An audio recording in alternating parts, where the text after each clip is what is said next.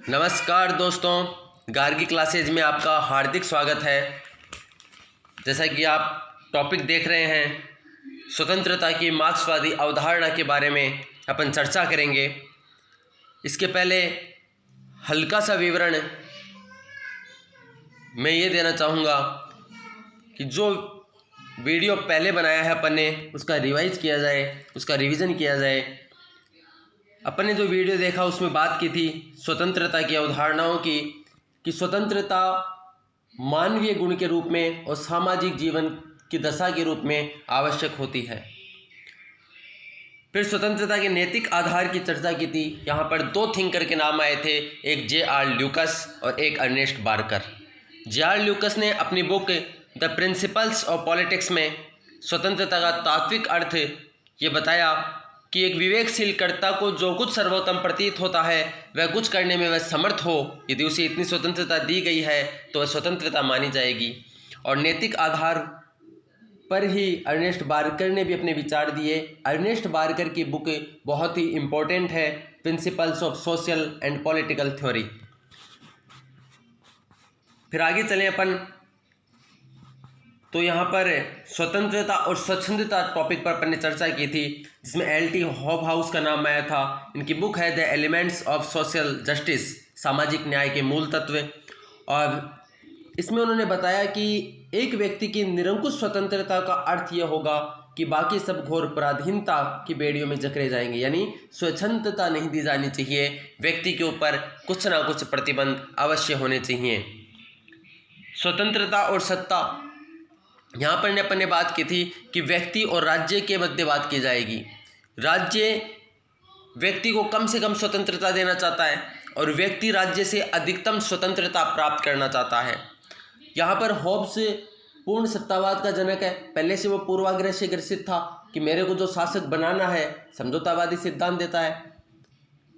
तो उसमें social contract इसमें ये बताता है समझौतावादी सिद्धांत में कि जो राजा होगा, जो शासक होगा होब्स का, वो पूर्ण सत्तावादी होगा।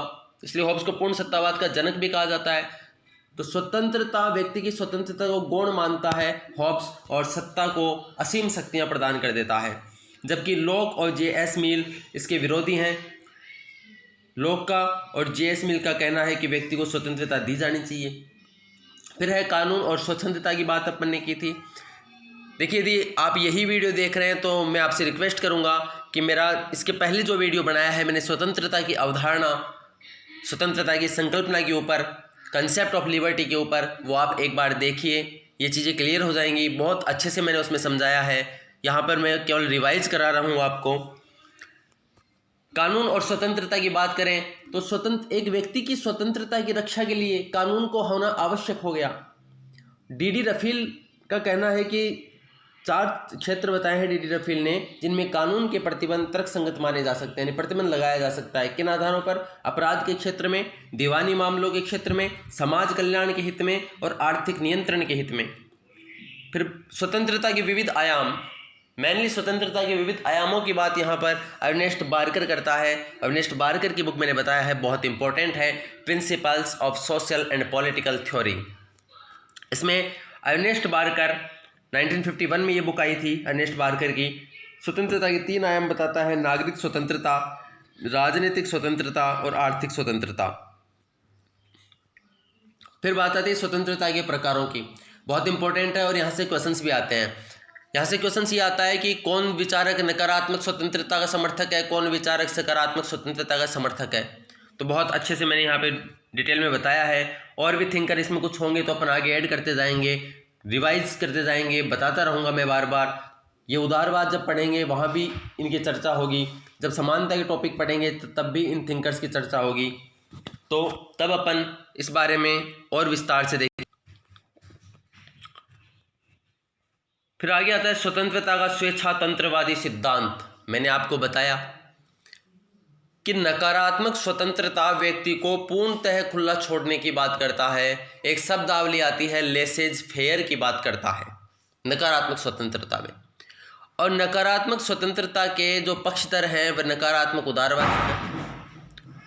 और जो राज्य के हस्तक्षेप की बात करते हैं कि राज्य को उचित जो अपन शब्दावली देखिए, तर्क संगत भेदभाव या तर्क संगत प्रतिबंध, युक्त प्रतिबंध स्वतंत्रता के ऊपर लगाए जाने चाहिए ताकि एक ऐसे व्यक्ति का विकास हो सके जो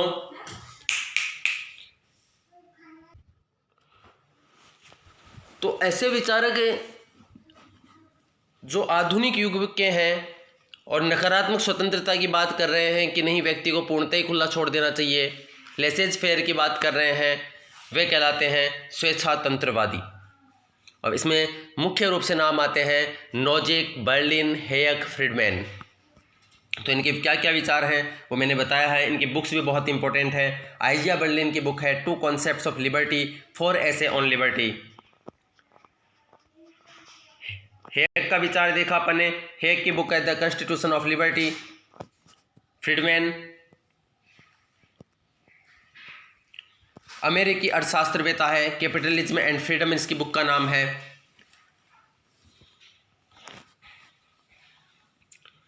अब आज का टॉपिक जो आप स्क्रीन के ऊपर देख पा रहे हैं, स्वतंत्रता की मार्क्सवादी अवधारणा। ये जब अपन समाजवाद पढ़ेंगे तब भी इसके विचारों को पढ़ेंगे, जब अपन समानता के टॉपिक को पढ़ेंगे तब भी इसके विचारों को पढ़ेंगे, और जब अपन कार्ल मार्क्स जो वेस्टर्न पॉलिटिकल थिंकर में राजनीतिक विचारकों के टॉपिक में दिया हुआ है वो पढ़ेंगे तब भी मार्क्स के विचार को पढ़ेंगे। आइए स्वतंत्रता के बारे में मार्क्सवादी अवधारणा को देखते हैं। कार्ल मार्क्स का कहना है स्वतंत्रता का अर्थ अकेलापन नहीं है। ऐसा क्यों कहता है ये? जैसा कि आप जानते हैं कार्ल मार्क्स और पूंजीवाद कभी एक नहीं है। कार्ल मार्क्स पूंजीवादी व्यवस्था का घोर विरोध करता है और इतना बड़ा विरोधी है कि ये सशस्त्र क्रांति करने की बात करता है पूंजीपतियों के विरुद्ध,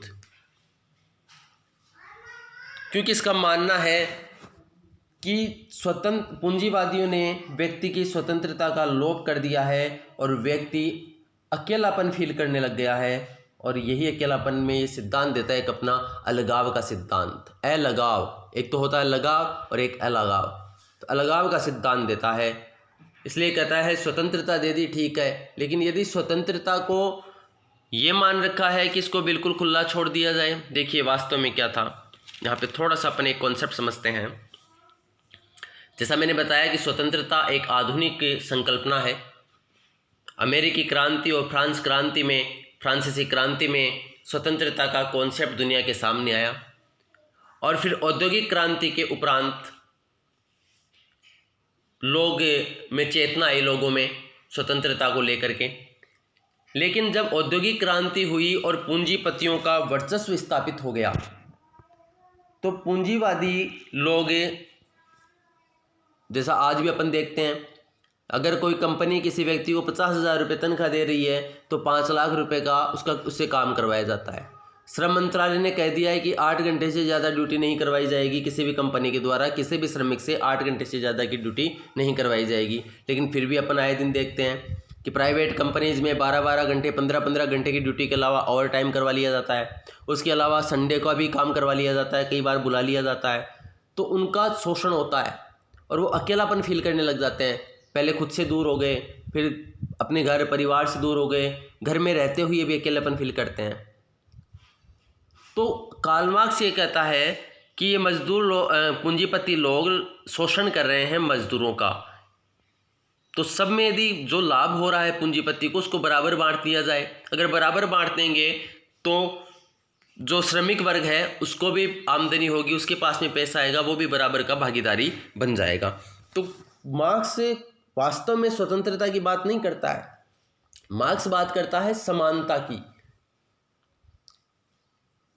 और यही वो समानता समाजवाद के माध्यम से लाना चाहता है, साम्यवादी क्रांति के माध्यम से लाना चाहता है। तो उस टाइम पर पूंजीपतियों का घोर विरोध हुआ कार्ल मार्क्स के कारण। श्रमिक वर्ग में चेतना आई, उदार बहुत ज़्यादा हावी हो चुका था उस टाइम पे, मार्क्स बहुत ज़्यादा हावी हो चुका था। तो पूंजीपतियों ने एक बीच का रास्ता निकाला और उन्होंने तनख्वाह के अलावा, जो सैलरी मिलती है, जो वेतन मिलता है, उसके अलावा भत्ते देने चालू कर दिए, टीएडीए देना चालू कर दिया। इसके अतिरिक्त उन्हें जो श्रमिक कानून आने लग गए, राज्य के द्वारा श्रमिक कानून बनाए जाने लग गए। उसके अलावा इनको बीमा दिया जाने लगा, शिक्षा, स्वास्थ्य, पोषण की जैसी व्यवस्थाएं की जाने लगी।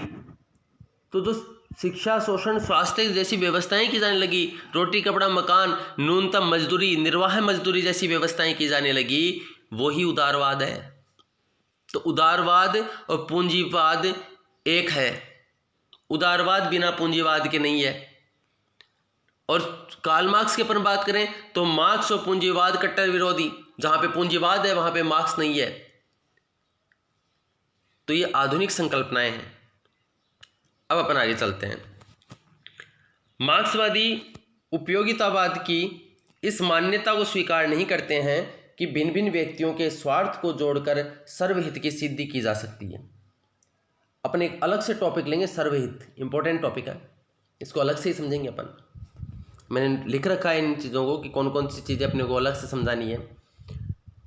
मार्क्सवादी उपयोगितावादी की इस मान्यता को देखो, उपयोगितावादी बेंथम और जेएस मिल, अधिकतम व्यक्तियों का अधिकतम सुख, यानी सर्वहित को माना जा रहा है, लेकिन सर्वहित कहाँ हुआ, अधिकतम व्यक्ति को मान रहे हैं, तो कुछ तो उसमें है, कुछ व्यक्ति हैं जो सुखी नहीं है, जिनको दुख है। तो अधिकतम व्यक्तियों का अधिकतम सुख की बात भले ही करता है, लेकिन सारे व्यक्ति इसमें शामिल नहीं है। तो कार्ल मार्क्स ये कहता है कि सारे व्यक्ति शामिल नहीं है, इसका मतलब उपयोगितावाद भी सही नहीं है। तो उपयोगितावाद की मान्यता को स्वीकार नहीं करता है कि भिन्न भिन्न व्यक्तियों के स्वार्थ को जोड़कर सर्वहित की सिद्धि की जा सकती है। सर्वहित की सिद्धि के लिए जरूरी है कि विभिन्न व्यक्ति समाज के रूप में एकजुट होकर पूरे समाज के हित में अपने अपने हित को देखें।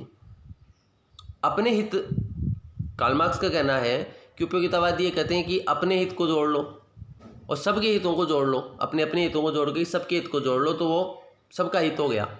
जबकि मार्क्स क्या कह रहा है, ऐसा नहीं है। पूरे समाज का हित किस में है, पहले समाज के हित को देखो, बाद में खुद का हित। और उपयोगितावादी क्या कह रहे हैं, पहले व्यक्ति का हित, बाद में समाज का हित। जबकि कार्ल मार्क्स कहते हैं पहले समाज का हित, जिसमें समाज का हित है वही व्यक्ति का हित है। यहाँ पर पहले व्यक्ति का हित, पहले आ रहा है व्यक्ति, यहाँ पर पहले व्यक्ति फिर समाज, यहाँ पर पहले समाज कार्ल मार्क्स के अनुसार और फिर है व्यक्ति। क्लियर? आगे चलिए। कार्ल मार्क्स कहता है केवल समाजवादी स्वतंत्रता को बढ़ावा दे सकता है, अगर समाजवाद नहीं है तो स्वतंत्रता नहीं मिल सकती है। अब वो एक कॉन्सेप्ट देता है विवशता से स्वतंत्रता की ओर। वास्तव में तो फ्रेडरिक एंजल्स ने दिया है। एंजल्स कार्ल मार्क्स का अजीज मित्र है। जब जर्मनी से भाग करके कार्ल मार्क्स अमेरिका चला गया था तो वहाँ पे उसका मित्र बना था फ्रेडरिक एंजल्स। बहुत ही पूंजीपति था और पैसे वाला व्यक्ति था। फ्रेडरिक एंजल्स ने अपनी बुक एंटी ड्यूरिंग में जो 1878 में लिखी, इसमें सिद्धांत देता है विवशता से स्वतंत्रता की ओर। क्या है विवशता, क्या है स्वतंत्रता, देखते हैं अपन। विवशता यानी प्राकृतिक घटनाएं जो घटित हो रही हैं उनको व्यक्ति बदल नहीं सकता है, वो होंगी यानी भौतिक वस्तु प्रकृति के अटल नियम से बंधी हुई है। गुरुत्वाकर्षण का सिद्धांत है साहब है, H2O मिलने से जल बनेगा तो वो बनेगा। दुनिया में कहीं भी चले जाओ H2O मिलेगा, हाइड्रोजन के 2 अणु, ऑक्सीजन का 1 अणु, तो वो जल बनेगा। तो ये ऐसे नियम हैं जो अटल नियम है प्रकृति के। सूर्योदय पूर्व में होगा, ये अटल नियम है, बदले नहीं जा सकते हैं। मनुष्य विवश है, लेकिन इन भौतिक वस्तुओं की निश्चित उद्देश्य की पूर्ति के लिए उनका व्यवस्थित प्रयोग किया जा सकता है। गुरुत्वाकर्षण सिद्धांत को समझ करके क्या किया गया कि गुरुत्वाकर्षण सिद्धांत को समझने के बाद में अपन ने उसको समझा और आज 34,000 किलोमीटर की ऊंचाई तक अपन उपग्रह प्रक्षेपित कर देते हैं। जबकि सिद्धांत ये कहता है कि ऊपर से कोई चीज़ यदि फेंकी जाएगी तो नीचे ही आएगी, जबकि उपग्रह नहीं आते हैं, क्योंकि उस सिद्धांत को अपन ने समझा, उसका उपयोग किया। लेकिन यहाँ पर दूसरा सेंस है कार्ल मार्क्स का, एंजल्स का। एंजल्स ये कहता है कि अपन ने समझ लिया कि पूंजीपति जो है, पूंजीवादी है, यहाँ पर क्या होगा, व्यक्ति का शोषण होगा। तो जब इस चीज़ को समझ लिया गया है तो फिर व्यवस्था क्यों है, इसको सुधारा जाए और व्यक्ति को क्या किया जाए, स्वतंत्रता प्रदान की जाए। यहाँ पर पूंजीपतियों से इसका मतलब है केवल वैज्ञानिक समाजवाद की सहायता से ही मनुष्यता व्यवस्था लोक से निकलकर स्वतंत्रता लोक में प्रवेश कर सकती है। देखिए, वैज्ञानिक समाजवाद का जनक कार्ल मार्क्स ही है। कार्ल मार्क्स के पहले भी बहुत सारे समाजवादी आए। समाजवाद का जनक रॉबर्ट ओवन को माना जाता है। कार्ल मार्क्स के पहले के जो भी समाजवादी आए उन्होंने ये तो कहा कि हाँ, समानता आनी चाहिए, समानता लाई जानी चाहिए, लेकिन किसी ने कोई कॉन्सेप्ट नहीं दिया कि किस तरीके से समाजवादी व्यवस्था आएगी। तो कार्ल मार्क्स के पहले के जो समाजवादी हैं उनको कल्पनावादी समाजवादी कहा जाता है, और कार्ल मार्क्स के बाद के कार्ल मार्क्स ने एक तरीका दिया कि किस तरीके से समाजवादी व्यवस्था आएगी, तो कार्ल मार्क्स को वैज्ञानिक समाजवाद का जनक कहा जाता है। एंजल्स कहता है कि वैज्ञानिक समाजवाद की सहायता से ही मनुष्यता व्यवस्था लोक से निकल करके असली स्वतंत्रता लोक में प्रवेश कर पाएगी। समाजवादी व्यवस्था है, पूंजीवादी व्यवस्था को समाप्त किया जाए। मार्क्स द्वारा वर्णित स्वतंत्रता का मानववादी आधार।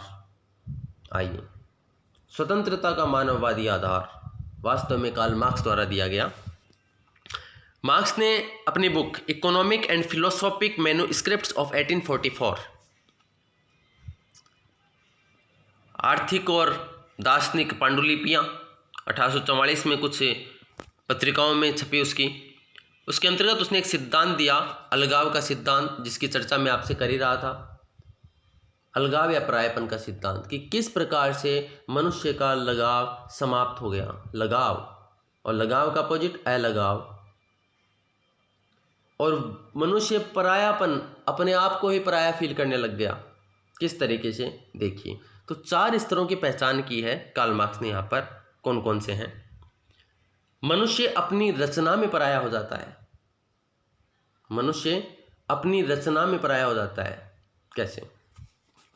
कार्ल मार्क्स का कहना है कि पहले क्या होता था, व्यक्ति से यदि किसी ने एक शर्ट भी बनवाई है और जब वह शर्ट बनाने वाला दर्जी किसी व्यक्ति को देखता था कि ये शर्ट मैंने बनाई, ये पहन रखा है, तो उसे अपनापन फील होता था। लेकिन अब पूंजीवादी युग में क्या हो गया कि मशीनों से काम होने लग गया। एक व्यक्ति होता है जो केवल कॉलर बनाएगा, एक व्यक्ति केवल बटन लगाएगा, एक व्यक्ति बाजुएं बनाता है शर्ट की। तो उसको लगाव फील नहीं हुआ, उसने किसी को देखा नहीं कि मैंने जो मेहनत की है वो मेहनत का फल मुझे मिला है। उसको यूँ लगता है कि मैंने जो मेहनत की है उसका पैसा मिल गया मुझे और मेरा काम हो गया। तो कार्ल मार्क्स अपनी रचना में, कार्ल मार्क्स के अनुसार मनुष्य अपनी रचना में पराया हो गया। दूसरा, मनुष्य प्रकृति से पराया हो गया। कैसे पराया हो गया? मशीनों पर काम करने के कारण। अब व्यक्ति मशीनों पर काम कर रहा है, उसकी मशीनी लाइफ हो गई, वो बाहर जा ही नहीं पा रहा है। सुबह ऑफिस में घुसता है 8 बजे और रात को निकलता है। उसने प्रकृति को देखा ही नहीं। वो चांद, तारे, सितारे, सूरज कहीं उसको दिखाई नहीं देते हैं। तो प्रकृति से मनुष्य पराया हो गया। तो पहले खुद से पराया, फिर अपनी रचना से पराया, फिर प्रकृति से पराया, फिर अपने सहचरों से पराया, जो उसके साथी हैं, उसके कलीग्स हैं। क्योंकि उसको वो आगे कब बढ़ेगा कंपनी में? जब वो अपने कलीग्स को पछाड़ेगा। यानी प्रतिस्पर्धा के कारण अगर किसी व्यक्ति को कोई समस्या हो गई, वो नहीं आ पा रहा है, तो वह एक व्यक्ति जो कंपनी में लग रहा है वो ये देखता है कि मेरा बॉस है, इसको ये कंपनी छोड़ जाए ताकि मेरा प्रमोशन हो जाए। तो प्रतिस्पर्धा के कारण सहचरों से पराया हो गया और अंततः व्यक्ति अपने आप से पराया हो जाता है। उसे पता ही नहीं चलता है कि कब वह खुद से भी पराया हो गया। ये 4 स्तर कार्ल मार्क्स बताता है अलगाव के सिद्धांत के। देख लीजिए आप, स्वतंत्रता का मानववादी आधार है, ये बुक का नाम है कार्ल मार्क्स का। सिद्धांत देता है अलगाव, परायापन। 4 स्तर बताता है। पहले अपनी रचना से पराया, फिर पहले अपनी रचना से पराया हो गया, फिर व्यक्ति अपनी मनुष्य प्रकृति से पराया हो गया, फिर अपने सहचरों से पराया हो गया और अंततः अपने आप से पराया हो जाता है। मार्क्स के अनुसार इस अलगाव या परायापन से मुक्ति साम्यवादी रास्ते से ही मिल सकती है। और जब कार्ल मार्क्स आपसे पूछा गया कि साहब फिर कैसे दूर होएगी? तो कार्ल मार्क्स का कहना है कि ये केवल साम्यवादी रास्ते से ही प्राप्त होगी। अब अलगाव के सिद्धांत के आलोचक ये तर्क देते हैं कि ये तरुण मार्क्स के मन का विचार था।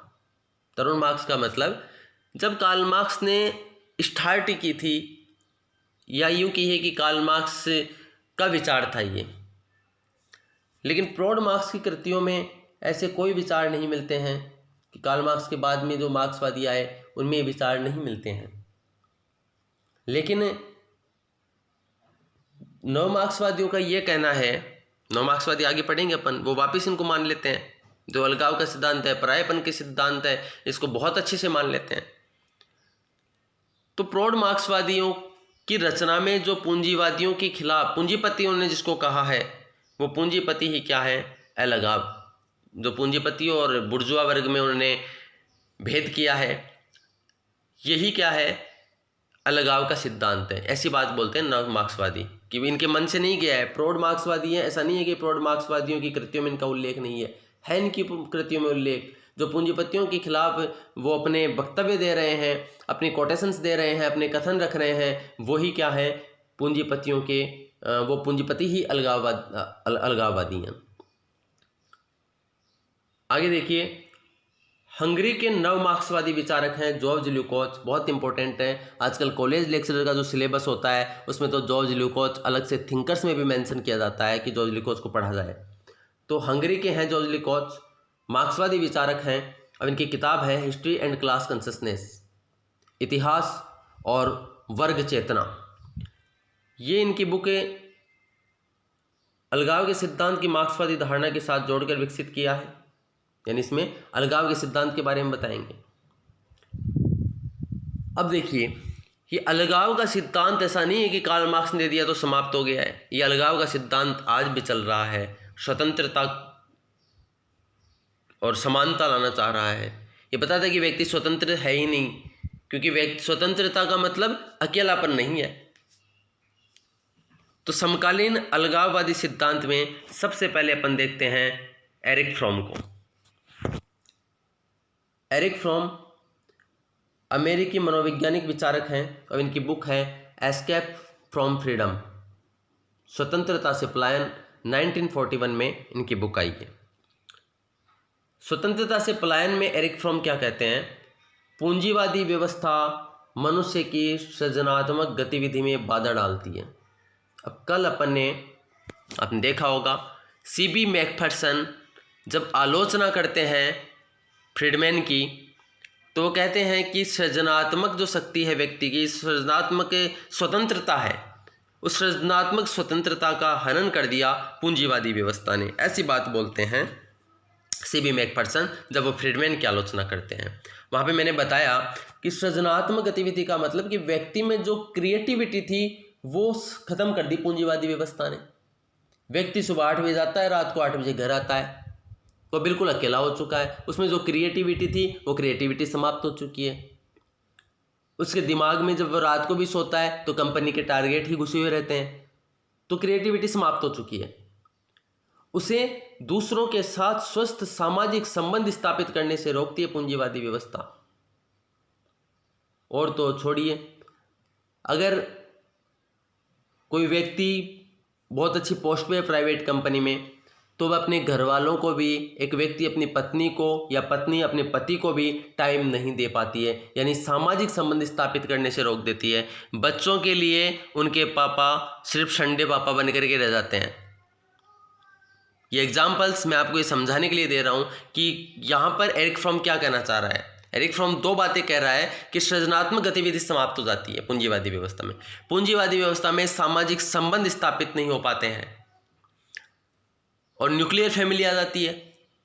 न्यूक्लियर फैमिली के ड्रॉबैक्स हैं बहुत सारे, और उसे अपने आप से विमुख करके उसकी आत्म छवि को धूमिल कर देती है। अंततः उसे अपने आप से विमुख कर देती है और उसकी आत्म छवि को धूमिल कर देती है। मनुष्य के लिए भौतिक अकेलापन ही असहाय होता है। भौतिक अकेलापन, पड़ोसी के पास में गाड़ी है, अपने पास में नहीं है। उस रिश्तेदार के घर में 4-4 एसी लगे हुए हैं, हर रूम में एसी लगा हुआ, अपने घर में तो एक रूम में एसी लगा हुआ है। तो भौतिक अकेलापन ही मनुष्य को असहाय कर देता है, लेकिन समकालीन विश्व में व्यक्ति अपने समाज में प्रचलित विचार, मूल्य, प्रतिमानों, सामाजिक संसर्ग से कटकर जो विलक्षण अकेलापन अनुभव करता है कि उसका उद्देश्य केवल पैसा कमाना ही रह गया है, तो उसका क्या हो गया, नैतिक अकेलापन हो जाता है, जो कि भौतिक अकेलेपन से बहुत ही भयंकर सिद्ध होता है। नैतिक अकेलापन यदि ज़्यादा बढ़ जाए तो व्यक्ति मनोविदलता, एक रोग का नाम बताया उसने, एक मनोविदलता जैसी विनाशकारी मानसिक रोगों का शिकार हो जाता है व्यक्ति। न किसी से बोल सकता है, न किसी से अपनी बात कह पाता है, एक अजीब सा मनोविदलता, मानसिक रोग हो जाता है उसे। इसे बचने का तरीका क्या होगा? जब एरिक फ्रॉम साहब से ये पूछा जाता है तो एरिक फ्रॉम साहब कहते हैं कि इसे बचने का तरीका यह होगा कि व्यक्ति सहज, स्नेह और रचनात्मक कार्य के माध्यम से अपने आप को विश्व के साथ जोड़े। सोशल मीडिया की दुनिया से, फेसबुक, व्हाट्सएप से बाहर निकले और अपने आप को बाहरी दुनिया के साथ में जोड़े। ये एक तरीका हो सकता है। एरिक फ्रॉम की इस व्याख्या की सबसे बड़ी कमी यह है कि वह व्यक्ति को ही संबोधित करता है, अपनी योजना की क्रियान्विति के लिए कोई सामाजिक या राजनीतिक कार्यक्रम प्रस्तुत नहीं करता है। कहने का मतलब यहाँ पे वह अपनी समस्याएं तो उसने बता दी, लेकिन समस्याओं का निदान नहीं बता पा रहा है एरिक फ्रॉम, ये उसके विचार है। तो एरिक फ्रॉम के लिए अपन दो बातें याद रख सकते हैं। देखो, एक तो बुक का नाम अपने को याद रखना है। एक जो पॉइंट मैंने बताया यहाँ पे, एक तो सृजनात्मक गतिविधि, एक तो ये वाला पॉइंट हो जाएगा यहाँ पर, ठीक है, इसे याद रख लेंगे अपन। और दूसरे पॉइंट में वह भौतिक अकेलेपन और नैतिक अकेलेपन की बात करता है, भौतिक अकेलापन और नैतिक अकेलापन, ठीक है, ये अपन याद रख सकते हैं। इससे अपने को एरिक फ्रॉम क्लियर हो जाएगा। आगे आइए, फिर एक और नव मार्क्सवादी विचारक आते हैं, हर्बर्ट मार्क्यूज। ये भी अलगाववाद के बारे में बात करेंगे।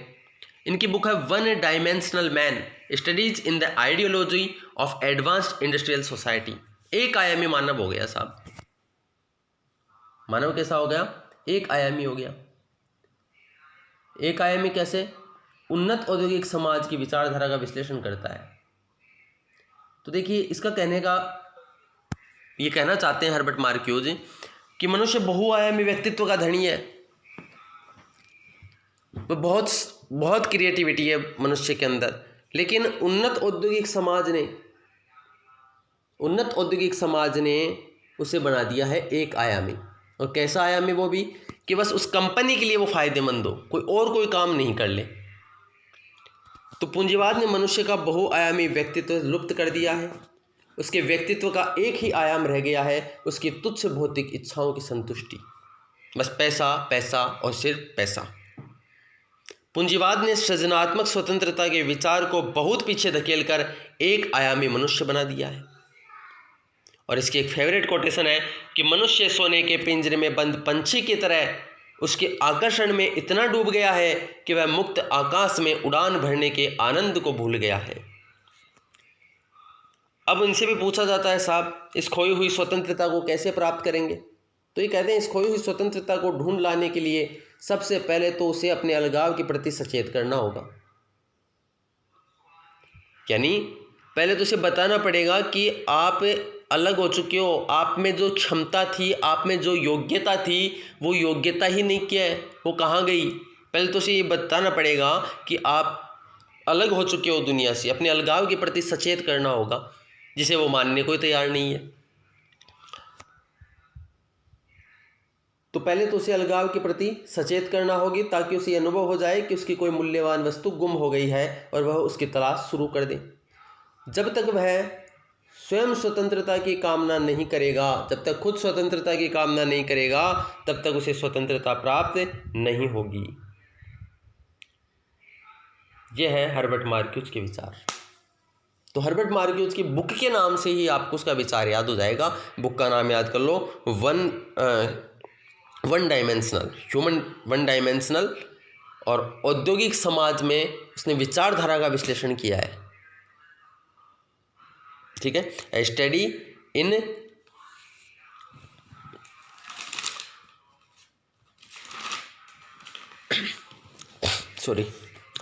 यानी इसके बुक के नाम से आपको याद हो जाएगा one dimensional man, studies in the ideology of advance industrial society, यानी एक आयामी मानव बन गया है उन्नत औद्योगिक समाज के अंदर व्यक्ति, इसी का वो विश्लेषण कर रहा है। ये इसकी बुक का नाम है।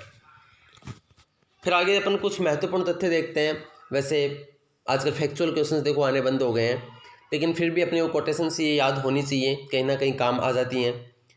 तो कुछ कोटेशंस मैं लेकर के आया हूँ। हॉबहाउस और लास्की ने माना है कि निजी संपत्ति कोई पूर्ण अधिकार नहीं है। यानी हॉबहाउस और लास्की मानते हैं कि जो पैतृक संपत्ति होती है ना, वो बच्चों को नहीं मिलनी चाहिए, क्योंकि यदि फ्री में मिल जाती है तो उसकी वैल्यू नहीं समझता है। तो निजी संपत्ति पर पूर्ण अधिकार नहीं है। लिबर्टी शब्द एक लैटिन भाषा का शब्द है, लिबर से बना है, जिसका अर्थ होता है बंधनों का अभाव, आप जानते ही हैं।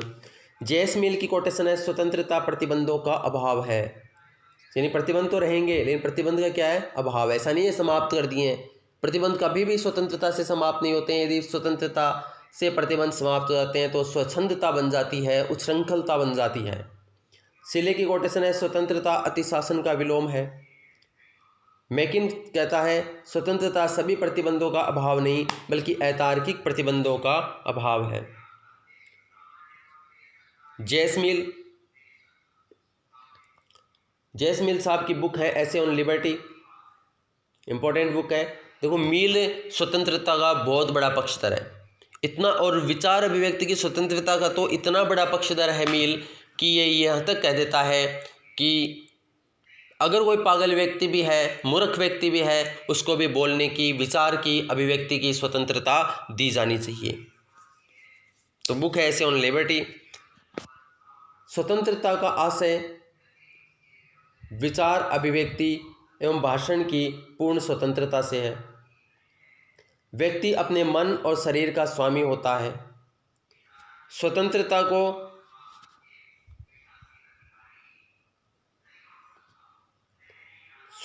को सीमित करने वाला सबसे बड़ा माध्यम बहुमत समाज है, राज्य या सरकार नहीं। स्वतंत्रता व्यक्ति के विकास के लिए आवश्यक है। देखिए, मिल, लॉक, इनके बारे में अलग से वीडियो भी बनाऊंगा मैं स्वतंत्रता पर लेकर के, लेकिन अभी इतना समझ लीजिए आप कि मिल प्रारंभ में नकारात्मक स्वतंत्रतावादी था, बाद में सकारात्मक स्वतंत्रतावादी हो गया। लेकिन फिर भी जब क्वेश्चन आता है कि मिल कैसा स्वतंत्रतावादी है, तो मिल नकारात्मक स्वतंत्रतावादी है। हर्बर्ट स्पेंसर की स्वतंत्रता पर विचार, नकारात्मक स्वतंत्रता के समर्थक हैं। पुलिस राज्य का समर्थन करते हैं। पुलिस राज्य शायद पहली बार अपने पास में टर्म आई है। पुलिस राज्य का मतलब राज्य का काम केवल सुरक्षा करना है, राज्य की सुधारात्मक काम करना राज्य का काम नहीं है। जो कल्याणकारी योजनाएं राज्य चलाता है वो सुधारात्मक काम नहीं करता है। राज्य केवल कैसा काम करेगा? सुरक्षात्मक कार्य करेगा, केवल सुरक्षात्मक। यानी व्यक्ति की स्वतंत्रता के लिए कुछ नहीं करेगा, कि सुरक्षात्मक काम करेगा, सुधारात्मक काम नहीं करेगा, यानी हस्तक्षेप नहीं करेगा व्यक्ति की स्वतंत्रता में। तो सुरक्षात्मक कार्य पुलिस राज्य की बात करते हैं नकारात्मक स्वतंत्रतावादी। पुलिस राज्य की बात करते हैं नकारात्मक उदारवादी। पुलिस राज्य की बात करते हैं स्वेच्छातंत्रवादी, जो अभी अपन ने देखे हैं। ये लोग सुरक्षात्मक यानी पुलिस राज्य का समर्थन करते हैं और राज्य को स्वतंत्रता का विरोधी मानते हैं। ये वीडियो था मार्क्सवादी अवधारणाओं के संबंध में। यदि आपको वीडियो अच्छा लगे तो लाइक कीजिए और प्लीज़ यूट्यूब चैनल को सब्सक्राइब कीजिए, ताकि नए वीडियो जो मैं एक सीक्वेंस में डाल रहा हूँ, syllabus wise topic to topic डाल रहा हूँ, वो आपको प्राप्त हो सकें। और यदि आपको फिर भी कोई कमी लगती है तो आप मुझे कमेंट बॉक्स में कमेंट कीजिए, मेरे व्हाट्सएप ग्रुप पर आप मुझे मैसेज कीजिए, टेलीग्राम पर मैसेज कीजिए। आप बताइए कि और क्या सुधार इसमें किया जा सकता है, बशर्ते इसमें सुधार किया जाएगा। धन्यवाद, थैंक्स।